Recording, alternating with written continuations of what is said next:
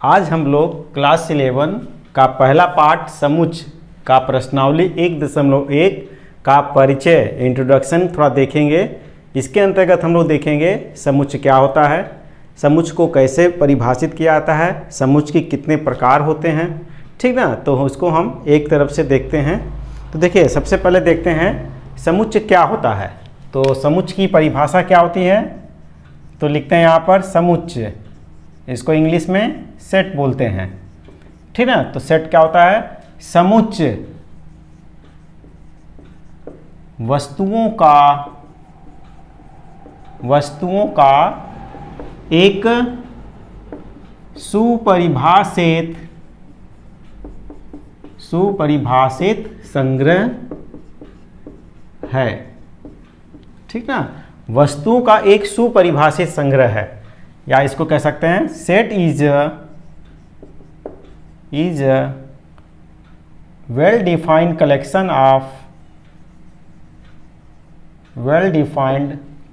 Of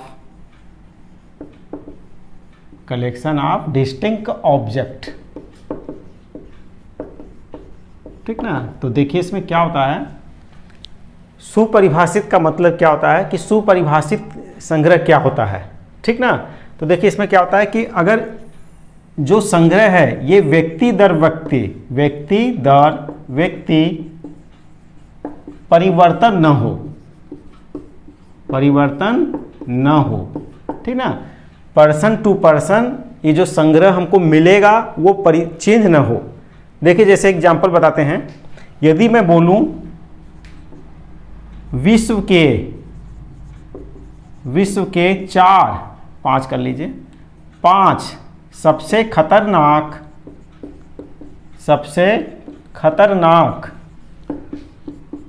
जानवरों का संग्रह, ठीक ना। मोस्ट डेंजरस एनिमल है ना इन द वर्ल्ड का अगर कलेक्शन बोलें, तो अगर एक व्यक्ति से पूछें तो बोल सकता है, देखिए एक बार बोले शेर बोले, ठीक ना, चीता बोले, हाथी बोले, ठीक ना, बाघ बोले, और एक गेंडा बोल देगा, ठीक ना। ये इसका एक क्रम लग गया उसका, एक व्यक्ति का। अगर दूसरे व्यक्ति से पूछें तो शायद उसको हाथी ज़्यादा खतरनाक लगता हो, तो इसने पहले हाथी बोल दिया, दरियाई घोड़ा बोल दिया, गेंडा बोल दिया, बाघ, फिर शेर उसको लगा, ठीक ना। तो वो उसका एक अरेंजमेंट हो गया, उसका एक कलेक्शन हो गया, जिसमें पहला उसने प्राथमिकता दे रखी है, हाथी को दिया है, ठीक ना। और अगर तीसरे वाले से आदमी से पूछे तो शायद वो पहले बाघ को बोल दे, ठीक ना। तो ये हो गया जो कलेक्शन, जो देखिए हमने बोला एक ये बताया कि विश्व के 5 सबसे खतरनाक जानवरों का संग्रह बताइए। तो ये इसका जो संग्रह आया हो वो हर व्यक्ति के हिसाब से अलग अलग आया। तो इस प्रकार इसको हम एक समुच्चय नहीं बोलेंगे, ठीक ना।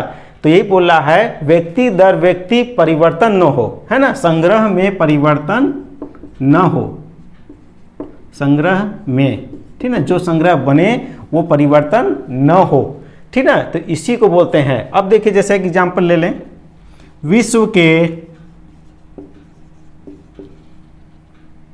10 सर्वश्रेष्ठ बल्लेबाज, ठीक ना, बाजों का संग्रह, ठीक ना। तो बल्लेबाजों संग्रह, तो विश्व में इसमें हर व्यक्ति का अलग अलग अपना संग्रह हो सकता है। कोई व्यक्ति किसी को सचिन तेंदुलकर को सबसे पसंद करे तो उसको पहले नंबर पर डाले, महेंद्र सिंह धोनी को या विश्व के और भी खिलाड़ियों को जो उनको पसंद हो वो पहला नंबर पर डाले। तो ये जो हमने बताया, ये एक कलेक्शन बोला कि इसका कलेक्शन बताइए, तो इसमें क्या बोल रहा है कि इसमें ना हर व्यक्ति का अलग अलग परिभाषा के हिसाब इसका संग्रह बनेगा ही, ठीक ना। तो इसमें कह सकते हैं कि ये एक समुच्चय नहीं है, ठीक ना। तो ऐसा अगर जो व्यक्ति दर व्यक्ति संग्रह में परिवर्तन अगर हो रहा है, ठीक ना, तो अगर हो रहा है तो उसको बोलेंगे कि यह समुच्चय नहीं है, ठीक ना। व्यक्ति दर व्यक्ति संग्रह में परिवर्तन नहीं होना चाहिए, उसी को समुच्चय बोलेंगे, ठीक ना। तो देखिए ये हो गया, ये आपको अगर है कि समझ में आ गया होगा कि समुच्चय इसी को बोलते हैं। ठीक ना। जो व्यक्ति दर व्यक्ति परिवर्तन हो रहा है, उनकी कलेक्शन में परिवर्तन हो रहा है, तो उसको समुच्चय नहीं बोलेंगे, ठीक ना। अब देखिए कुछ उदाहरण लेते हैं, जैसे अंग्रेजी वर्णमाला में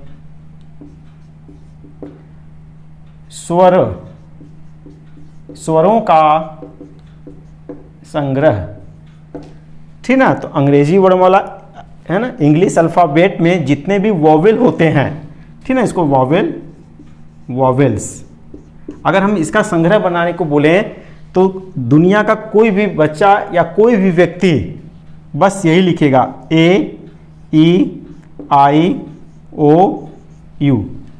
ठीक ना।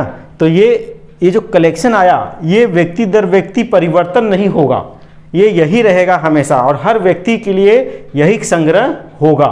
तो इसको बोलेंगे कि ये जो आया ये समुच्चय आया, ठीक ना। जैसे एक और उदाहरण लिख लेते हैं, जैसे इसमें है प्रथम 5 सम प्राकृत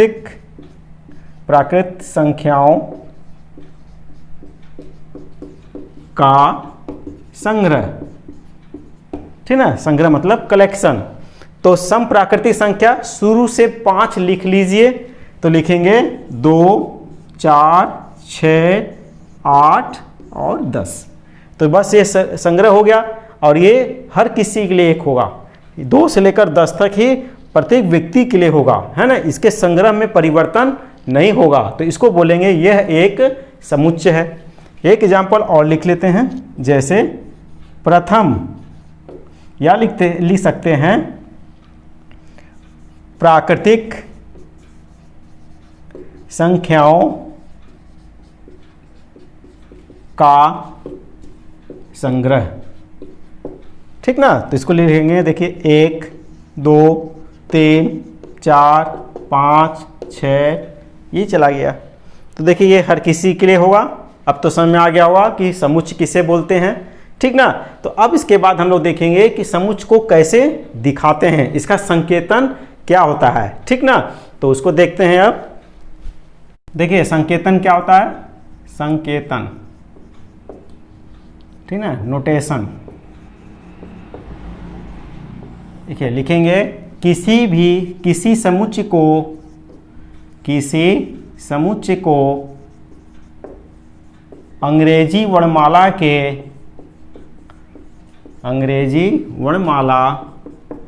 के बड़े अक्षरों, ठीक है, इसको capital letter A, B, C या X, Y, Z से दिखाते हैं, ठीक है, से दिखाते हैं या प्रदर्शित करते हैं, एवं इनके अवयवों को, ठीक ना। इसको देखिए समुच्चय है, इसको सेट बोलते हैं, अवयव हैं, इसको एलिमेंट बोलते हैं, ठीक ना। तो इनके अवयवों को अंग्रेजी वर्णमाला के या को स्मॉल लेटर, ठीक ना, स्मॉल लेटर कौन कौन से हो गए, देखिए जैसे A, B, C, X, Y, Z से प्रदर्शित करते हैं, ठीक ना। जैसे यदि एक संग्रह लेते हैं हम अंग्रेजी वर्णमाला के स्वरों का संग्रह है ना, कलेक्शन वॉवेल के। तो देखिए क्या लिखेंगे हम, एक पहले कैपिटल लेटर लिखेंगे, कोई A से लेकर Z तक में कोई सा भी एक लेटर लिख लेंगे, बराबर। देखिए अंग्रेजी वर्णमाला कौन कौन से होते हैं, इनको लिख लेते हैं हम। देखिए A, E, I, O, U, ठीक ना। तो देखिए ये कैपिटल लेटर में हो गया, और इनके अवयव देखिए ये जो है ना 1, 2, 3, 4, 5, इनको अवयव बोलते हैं, ठीक ना। ये सब अवयव हैं, ठीक है, इनको एलिमेंट बोलते हैं, एलिमेंट्स। और प्रत्येक अवयव को कॉमा के संग अलग करके लिखते हैं और ये मझला कोष्ठक लगाते हैं। ये मझला कोष्ठक हो गया, ठीक ना, करली ब्रैकेट, करली ब्रैकेट या ब्रेसेस, ठीक ना। इस प्रकार किसी समुच्चय को इस प्रकार दिखाते हैं। जैसे एक और उदाहरण ले लेते हैं। प्रथम विषम प्राकृत संख्याएं, प्रथम 5 विषम प्राकृतिक संख्याओं का संग्रह, ठीक ना। तो इनको हम लिख सकते हैं। देखिए यहाँ बी डालिए, बी डाल लेते हैं एक बार। ये मझला कोष्ठक लगाया। 5 विषम संख्या कौन कौन सी हैं? 1, 3, 5, 7, 9, और इसको कोष्ठक बंद कर दिया। तो देखिए 1, 3, 5, 7, 9 जो आया वो इस समुच्चय का अवयव कहलाते हैं, ठीक ना। और इनको कॉमा से अलग करते हैं और ये मझला कोष्ठक के अंदर इनको लिखते हैं, ठीक ना। अब देखिए अगर एक क्वेश्चन और लिखेंगे अनिल, ठीक ना। ये अनिल शब्द के अक्षरों का समुच्चय अगर लिखना चाहें तो समुच्चय क्या हो जाएगा? देखिए इसमें लिखेंगे ANIL, ठीक है। और यहाँ पर चाहे तो आप यक्स कैपिटल में डाल दीजिए। तो देखिए हमने इसको बताया आपको कि अगर अवयवों को स्मॉल लेटर में लिखा जाता है, मगर यदि क्वेश्चन में ही अगर इसको कैपिटल लेटर में दे रखा है, ठीक ना, अनिल कैपिटल में है, तो आप इसके अवयवों को कैपिटल में ही लिख सकते हैं, ठीक ना। ऐसी कोई बाध्यता नहीं है कि आप इसके अवयवों को स्मॉल लेटर में ही लिखिए, मगर ज़्यादातर इनके अवयवों को अधिकांशतः स्मॉल लेटर में लिखा जाता है, ठीक ना। तो जैसा क्वेश्चन लिखा रहे उसके हिसाब से आप इनके अवयवों को लिख सकते हैं, ठीक ना। तो इस प्रकार किसी समुच्चय को और उनके अवयवों को इस प्रकार दिखाया जाता है। तो देखिए अब देखेंगे समुच्चय को निरूपित करने की 2 विधियां, ठीक ना। जो 2 विधियां हैं उनको देखेंगे कैसे लिखा जाता है। तो देखिए इसमें लिखा है समुच्चय को निरूपित करने की 2 विधियां हैं, जिसमें पहला है रोस्टर रूप, रोस्टर रूप, या इसको बोलते हैं सारणीबद्ध रूप, ठीक ना। इसको इंग्लिश में बोलते हैं रोस्टर फॉर्म, और इसको टेबुलर फॉर्म बोलते हैं, टेबुलर फॉर्म, ठीक ना। तो ये पहला विधि हो गया। और दूसरा बोलते हैं समुच्चय निर्माण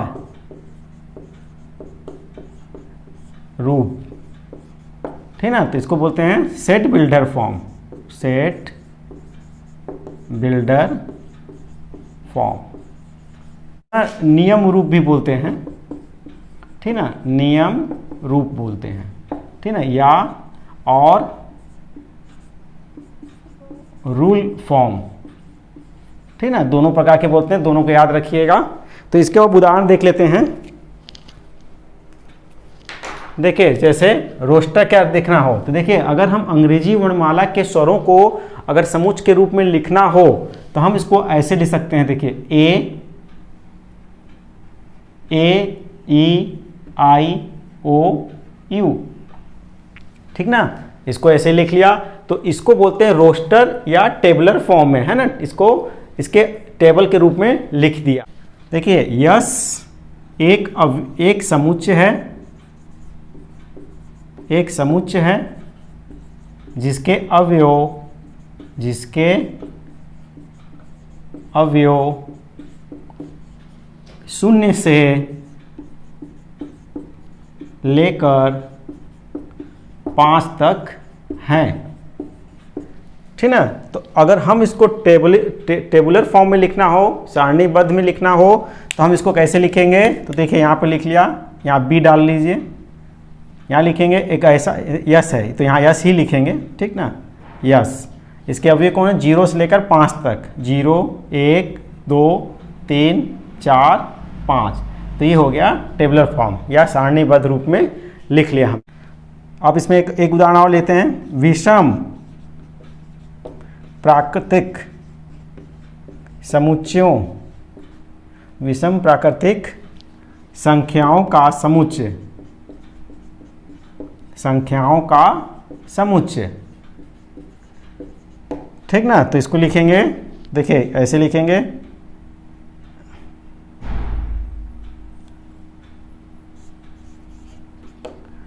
तो विषम कौन कौन सी होती हैं? 1 3 5 7 डैश डैश डैश। ठीक ना, 3 बिंदी या 4 बिंदी लिख देंगे। तो ये हो गया विषम प्राकृतिक संख्याओं का समुच्चय, हमने यहाँ लिख लिया। ठीक ना। अब देखिए इसमें कुछ बिंदु याद रखिएगा, बिंदु हैं, कुछ महत्वपूर्ण बिंदु हैं। जैसे पहला इसमें लिखेंगे अवयवों में क्रम का कोई महत्व नहीं होता, कोई महत्व नहीं है। ठीक ना, क्रम का कोई महत्व नहीं है। जैसे देखिए अगर इसमें क्रम की बात करें, जैसे अगर एक अवयव ले लिया हमने, ये देखिए, देखिए ये लिखा 1 2 3 4 ये 5।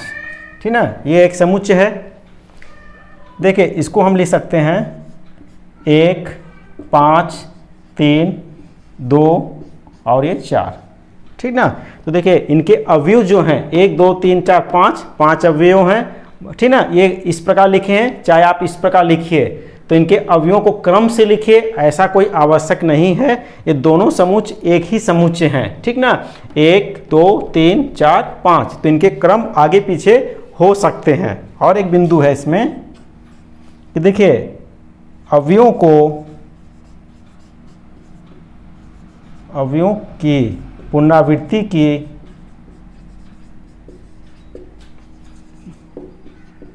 की आवश्यकता नहीं है, आवश्यकता नहीं है, पुनरावृत्ति की जरूरत नहीं है। जैसे अगर हम लिखें स्वीट, स्वीट शब्द के स्वीट शब्द के अक्षरों का समुच्चय अगर लिखना हो हमें, ठीक ना, तो समुच्चय लिखेंगे। तो देखिए इसमें ऐसे लिखेंगे, देखिए यस डब्लू, देखिए डबल ई लिखा हुआ है, इसमें केवल एक ई लिखेंगे हम, ई और टी। ठीक ना, तो इसमें अवयवों के यहाँ पुनरावृत्ति की आवश्यकता नहीं होती है। ठीक ना, तो इस प्रकार ये रोस्टर रूप हो गया। अब इसका समुच्चय निर्माण रूप का भी कुछ उदाहरण देख लेते हैं, जिससे अच्छी तरह से समझ में आ जाएगा। देखिए समुच्चय निर्माण में जैसे एक एग्जांपल लेते हैं हम लोग। देखिए इसको लिखते हैं ए यक्स कोलन यक्स अंग्रेजी वर्णमाला के स्वर हैं। ठीक ना, तो इसको देखिए इस प्रकार लिखते हैं। अब देखिए महिला कोष्टक तो था ही, अब देखिए ये यक्स है, यक्स इसको क्या बोल, यक्स यहाँ लिखेंगे और यहाँ एक ये अपूर्ण विराम कहलाता है, ये अपूर्ण विराम। ठीक ना, जिसको इंग्लिश में कोलन बोलते हैं। ठीक ना, कोलन लगाते हैं, फिर यहाँ यक्स, और यहाँ जो भी हम इस समुच्चय इसका जो गुण धर्म होता है, जैसे अगर हम इसका अंग्रेजी वर्णमाला के स्वरों को लिखना हो तो ये इसका गुण धर्म है। ठीक ना, इसकी प्रॉपर्टी है, तो इसको यक्स के बाद इसी गुण धर्म को यहाँ लिखा जाता है और इस कोष्टक को बंद कर देते हैं। तो देखिए इसको पढ़ेंगे कैसे, लिखेंगे सभी यक्स का समुच्चय जहां यक्स अंग्रेजी वर्णमाला के स्वर हैं। ठीक ना, तो इसको ऐसे पढ़ते हैं जैसे इसमें अंग्रेजी वर्णमाला के जितने भी स्वर हैं उनको हम यहाँ पर यक्स के रूप में दिखा रहे हैं। जैसे अंग्रेजी वर्णमाला कौन कौन से स्वर होते हैं, ए, ई, आई, ओ, यू, तो इनको देखिए इस यक्स के रूप में ये परिभाषित किया गया। यक्स सभी यक्स का समुच्च, मतलब ये जितने भी हैं इनका सबको हम यहाँ यक्स मान लिए कि यही इन्हीं का समुच्च है। जहाँ देखिए इसको बोलते हैं जहाँ यक्स अंग्रेजी वर्णमाला के स्वर हैं। तो ये हो गया समुच्च निर्माण रूप। एक उदाहरण और लिख लेते हैं, लिखते हैं यहाँ पर यक्स। यक्स एक पूर्णांक है जहाँ यक्स बड़ा है शून्य से। ठीक ना, तो इसको पढ़ते हैं। यहाँ देखिए जहाँ लगाना हो या और लिखिए, यहाँ और भी लिख लेते हैं, यहाँ और लिखिए या तो सिंपल यहाँ पे कॉमा लगा सकते हैं। ठीक ना, तो इसको लिखेंगे, देखिए इसको पढ़ते हैं क्या, सभी यक्स का समुच्चय जहाँ यक्स एक पूर्णांक है और यक्स शून्य से बड़ा है। ठीक ना, तो इसको इस प्रकार पढ़ते हैं। ठीक ना, तो इसको अगर हम इसको ये सारणीबद्ध में लिखना चाहें तो हम इस प्रकार इसको लिखेंगे। देखिए क्या है, एक पूर्णांक है और यक्स से ये 0 से बड़ा है, मतलब 1, 2, 3, 4, 5 और यहाँ 3 या 4 डॉट लगाकर आप एक कोष्टक को बंद कर दीजिए। तो ठीक ना, तो इनके पूर्णांकों की संख्या अनंत होती है। ठीक ना, तो अनंत को दिखाने के लिए 3 से 4 बिंदु लगा देते हैं हम। तो ये हो गया, देखिए ये हो गया समुच्च निर्माण रूप, सेट बिल्डर फॉर्म, और ये सारणीबद्ध रूप या टेबुलर फॉर्म में हो गया। ठीक ना, तो इस प्रकार ये दोनों हो गए। समुच्च को निरूपित करने की दोनों विधियां हमने सीख लिया। अब देखिए इसके बाद देखेंगे गणित में कुछ विशेष प्रकार के समुच्च होते हैं, उनको देखते हैं हम। देखिए लिखेंगे गणित के कुछ विशेष समुच्चय। ठीक ना, तो देखेंगे जैसे यहां लिखते हैं एन, तो एन क्या होता है, सभी प्राकृत संख्याओं का समुच्चय। ठीक ना, फिर W लिखते हैं यहाँ पर, तो W क्या होता है, लिखेंगे सभी। देखिए प्राकृतिक संख्या कहाँ से कहाँ तक होती हैं, तो देखिए इनको होती है 1 से शुरू होती है। ठीक ना, थोड़ा सा इसके बारे में उदाहरण में देख लेते हैं। 1, 2, 3, 4, 5 और ये अनंत तक जाती है। ठीक ना, इसलिए 3 से 4 बिंदु हमने लगा लिया। सभी ये पूर्ण संख्याएं होती हैं, पूर्ण संख्याओं का समुच्चय होता है ये। ठीक ना, यदि W लिखा हो तो इसका समझ जाएगा कि ये पूर्ण संख्याओं का समुच्चय को प्रदर्शित कर रहा है। ठीक है, तो पूर्ण संख्याएं कहाँ से होती हैं, शून्य से होती है। ठीक है, 0, 1, 2, 3, 4, 5 इस प्रकार ये अनंत तक होती हैं। फिर लिखते हैं यहाँ पर Z, तो लिखते हैं यहाँ पर सभी पूर्णांक संख्याओं का समुच्चय। ठीक है, तो पूर्णांक संख्या कौन सी होती है, देखिए यहाँ पर देखिए 1 से शुरू, ये 0 भी शामिल हो गया। अब यहाँ पर ऋणात्मक संख्याओं को भी शामिल कर लेते हैं, 1, 2, 3, 4 डैश्ड। ठीक ना, ये हो गया। इसी प्रकार -1, -2, -3 इस प्रकार ये सभी संख्याएं पूर्णांक कहलाती हैं। इसमें से देखिए यहाँ हो जाएगा, ये यहाँ से यहाँ तक जो होता है ये Z प्लस होता है, मतलब इसमें कब सभी धन पूर्णांकों का समुच्चय हो जाएगा। ठीक ना, तो इसको 1, 2, 3, 4 ले लेंगे। ठीक, और यहाँ पर ये जो हैं ये ऋणात्मक पूर्णांक कहलाते हैं, ये धन पूर्णांक, ये धन पूर्णांक हो जाएगा और ये ऋण पूर्णांक हो जाएगा। तो इसको Z माइनस से दिखाएंगे। ठीक ना, तो ये पूर्णांक हो गया। अब इसमें देखते हैं यहाँ पर Q, तो लिखेंगे यहाँ पर सभी परिमेय संख्याओं का, सभी परिमेय संख्याओं का समुच्चय। ठीक ना, तो इसमें भिन्नात्मक संख्याएं भी सभी आ जाती हैं। देखिए इसका उदाहरण जैसे हो जाएगा 0, देखिए -5/3, 11/7, 0, -1, 8। ठीक ना, इस प्रकार सभी संख्याएं ये परिमेय संख्या हो जाएगी। ठीक ना, जिन ऐसी संख्याओं जिनको p/q के रूप में दिखाया जा सकता है और जहां p और q दोनों पूर्णांक होती हैं। ठीक है, तो परिमेय संख्या क्या होती है? ऐसी संख्याएं जिन्हें p/q के रूप में लिखा जा सके, है ना, लिखा जा सके, जहां p और q दोनों पूर्णांक हों, जबकि q बराबर 0 ना हो।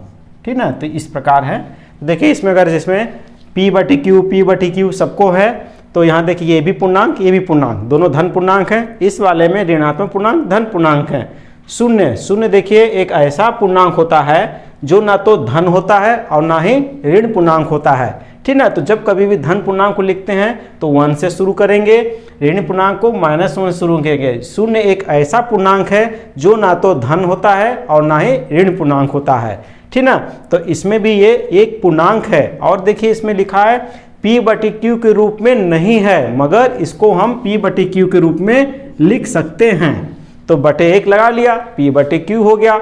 अब देखिए इसमें बोला कि q बराबर 0 ना हो, तो देखिए q ये रहा, तो q ये नीचे 0 नहीं है, ऊपर है, तो उससे कोई दिक्कत नहीं है। इस प्रकार ये भी एक परिमेय संख्या है। ठीक ना, एक क्लास 9 में एक क्वेश्चन था, पहले प्रश्नावली 1.1 का पहला ही क्वेश्चन था कि क्या 0 एक परिमेय संख्या है? यदि है तो क्या इसको हम p/q के रूप में लिखा जा सकते हैं कि नहीं?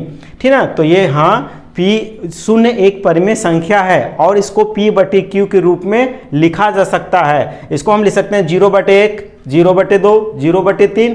तो इस प्रकार ये परिमेय संख्या के रूप में भी लिखा जा सकता है। इसी प्रकार -1 को भी -1/1 लिख सकते हैं, 8/1 लिख सकते हैं। ठीक ना, बस ये नीचे जो q है वो 0 नहीं होना चाहिए। जैसे एग्जाम्पल ले लें तो 8/0 अगर लिख दें हम तो ये परिमेय संख्या नहीं है, लेकिन अगर 0/8 लिख दें तो ये परिमेय संख्या होती है, क्योंकि हमको नीचे 0 नहीं होना चाहिए। ठीक ना, तो नीचे 0 नहीं है, ऊपर है, तो उससे कोई दिक्कत नहीं है, ये एक परिमेय संख्या है। जब हम इसको हल करेंगे तो ये अंततः 0 ही प्राप्त हो जाती है। ठीक ना, तो ये हो गया परिमेय संख्याओं का समुच्चय हो गया।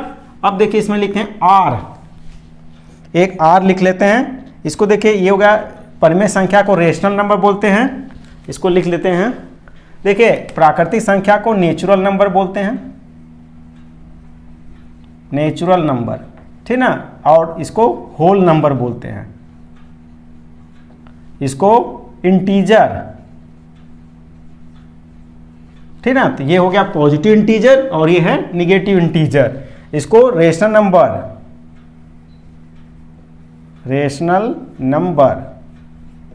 ठीक ना, और ये लिख रहे हैं हम r से रियल नंबर होता है ये। ठीक ना, रियल नंबर मतलब वास्तविक संख्याएं, तो लिखेंगे सभी वास्तविक संख्याओं का समुच्चय। ठीक ना, तो वास्तविक संख्या क्या होती है? हम संख्या रेखा पर जितनी भी संख्या को दिखाते हैं वो सभी वास्तविक संख्याएं होती हैं। ठीक ना, तो वास्तविक संख्या में परिमेय संख्या भी आती हैं और अपरिमेय संख्या भी होती हैं। तो लिखेंगे परिमेय संख्या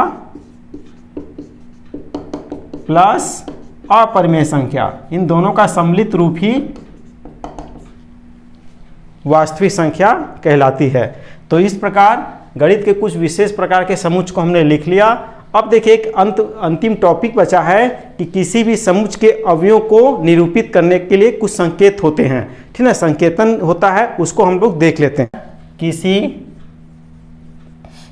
समुच्चय के अवयवों को निरूपित करने हेतु संकेतन, ठीक ना।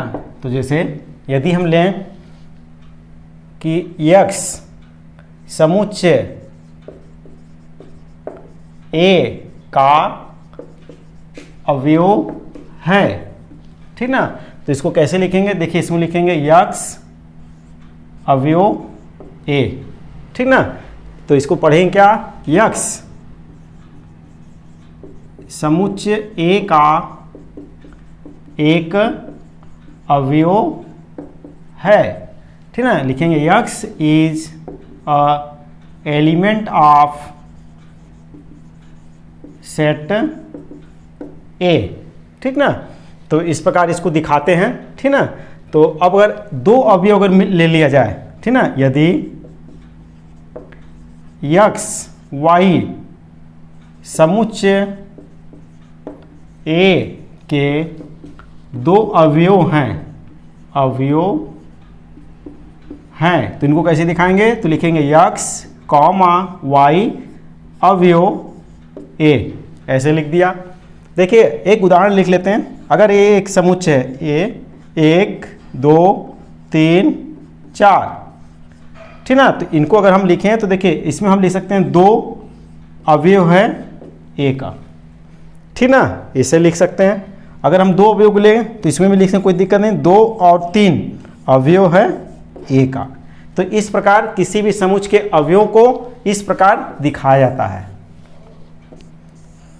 ठीक ना। और अगर यहाँ पर देखें, अगर इसी समुच्चय की बात करें तो यहाँ देखिए 5, तो ये 5 इस समुच्चय का अवयव नहीं है, तो हम इसको लिखेंगे 5 समुच्चय ये अवयव A का नहीं है। तो नहीं के लिए इसके अवयव इस रूप में लिखकर इसको कैंसिल काट देते हैं, तो ये हो गया 5 A समुच्चय A का अवयव नहीं है।